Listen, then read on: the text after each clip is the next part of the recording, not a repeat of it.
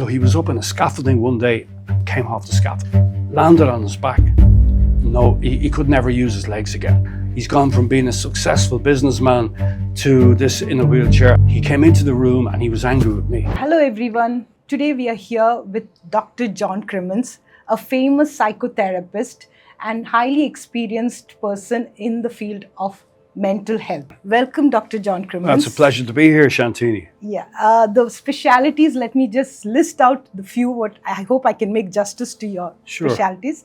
He's the founder of the Behavior Institute in Ireland, and he has about 25 years of experience in various modalities. The primary person for the trauma victims and also an expert in CBT. Over here, with the collab of MindAlgo, we are introducing a 3-month diploma course in collaboration with the Behavioral Institute. Over here, we will go in deep with what are the modules and further features of the course that we are offering. But before that, I have a personal question. Sure, yeah. There are so many modalities out there in psychotherapy. I just want to know why CBT? For me personally, I trained initially in humanistic, person-centered. Carl Rogers, you probably know Carl Rogers. Yes. I found it a fantastic foundation to my work. However, Carl Rogers lacks, I believe, the actual aspect of behavioral change. So you can come to therapy for 3-5 years and get a lot of empathy and a lot of care and attention, but you might not change, right? So the ultimate goal of therapy, I believe, is behavioral change.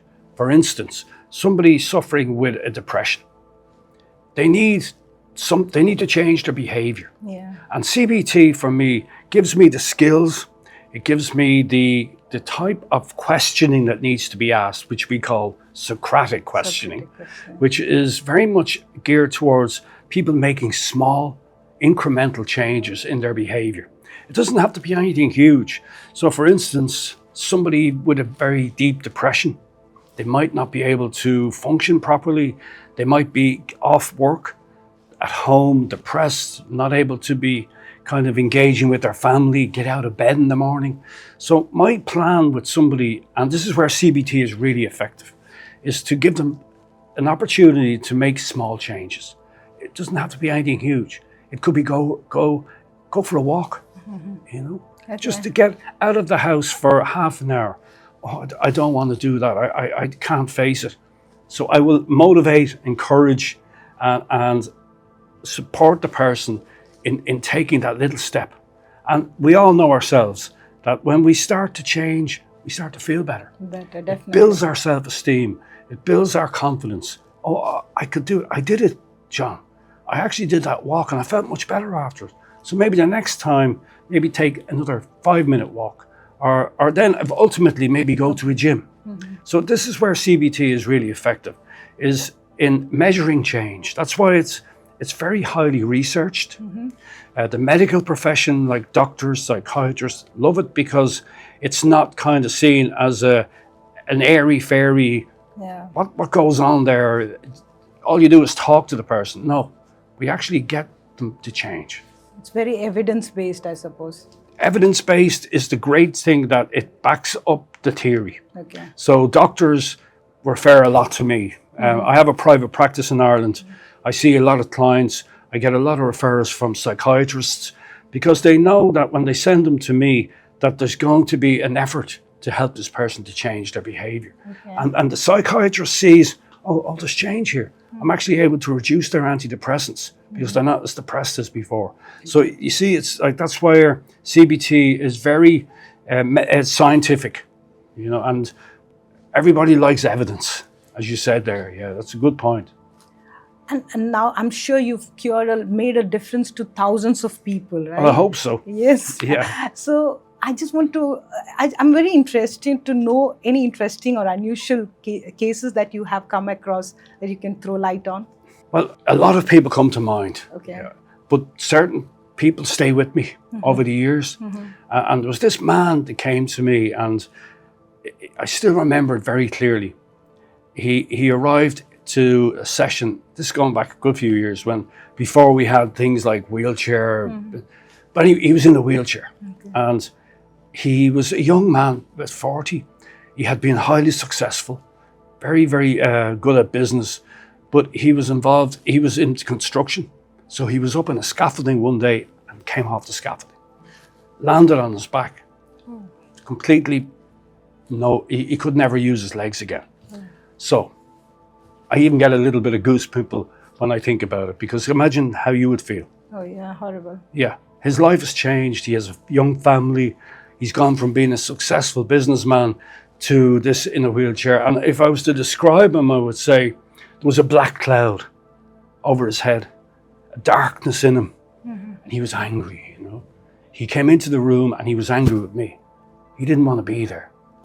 I don't want to do this therapy. This is a load of rubbish. My wife made me come, but this is not going to help me walk again. Anyway, as time went on, I started to develop rapport, started to show him a little bit of empathy. And he wasn't receptive to the empathy at first. I don't want your sympathy.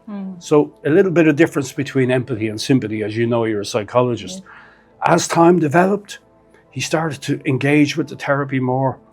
I won't go into it in full detail, but the outcomes with him over a 2.5-year period were amazing. Now, the downside is he never got his legs back, right? But what happened was he couldn't engage with his family. He locked himself away in his bedroom. He couldn't let his children see him. So you can imagine the self-esteem, the self-worth, the self-disgust that he had about himself. So anyway, over the period of 2 years, he started to come out of his bedroom. He started to talk to his children again. You know, I would be asking him questions like, well, how do you think your children feel when you lock yourself away in the room all the time? They don't love me. How could they love me? Look at me now. And trying to get him to believe that his children love him, you know. His children really, really deeply love their dad.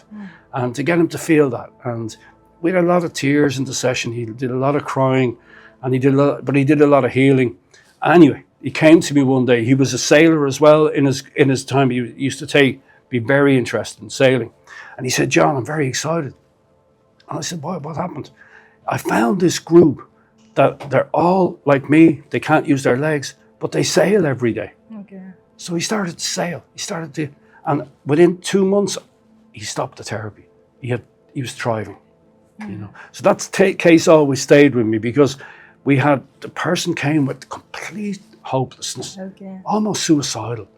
And to actually work with him over the 2-3 year period where he started to engage with life, engage with his family again, and found something that gave him meaning, you know. So that was one of my success stories. They're not all success, but that one that stayed with me, it still gives me a little bit of goose pimples. It's very motivational, especially for people like us who's aspiring to have this as a career. And then getting to hear these life-changing stories does make a lot of difference. It is, because that's what it's about. How do you handle these setbacks, like the negative aspect of it? Well, I bring theory into it, because I view that his dynamics with me as transference. You study transference? Transferences. So transference is when the client is experiencing you in a negative way. Now, it can be positive, but this was a very negative transference. So you can imagine he's sitting in front of somebody who's probably the same age. I can walk, I can get, I have a career. So that's the transference. He's very angry with me. So I view that in a theoretical sense, and I notice my own counter-transference. I don't want to get too technical. So my counter-transference is then how I respond to that. So rather than responding in a negative sense, I would still try and stay with him, try and appreciate the pain he's in, try and understand and show empathy. And from that's the challenge. So I bring transference and counter-transference into my 2-day training here. I'm doing the 2-day CBT course this weekend. And I don't just focus on CBT. I kind of look at it as integrative. I think the best therapists are integrative. They can bring different modalities into their work, you know. But the ultimate goal, the ultimate therapy that helped him was CBT, because it allowed him to change, you know. With collabing with the Behavioral Institute, like, you know, MindAlgo is introducing this 3-month CBT course. Yeah. So we have this international accreditation to it with 80 CPD credits. So for our audience, can you explain about this CPD accreditation internationally? Yeah. So I have an accreditation for the Behavioural Training Institute with the CPD Certification Service in London, which is a global recognition. So it will give you the 80 CPT credits for the course, for the diploma course. Yeah. The 2-day training is 16 credits because it's 2 8-hour sessions. Yeah. So all in all, you will get 96 CPD credits. Okay. In Dubai, people are using this diploma to get their license renewed. So if you're a practicing psychologist and you need to get a renewed license, you need to do a certain amount of CPT. Okay. So they can present it there. It also looks good on your CV if you're going for a job, that you have your degree or master's in psychology, but you've also got a diploma in cognitive behavioral therapy, which looks good on your CV as well. Okay. Yeah. Okay.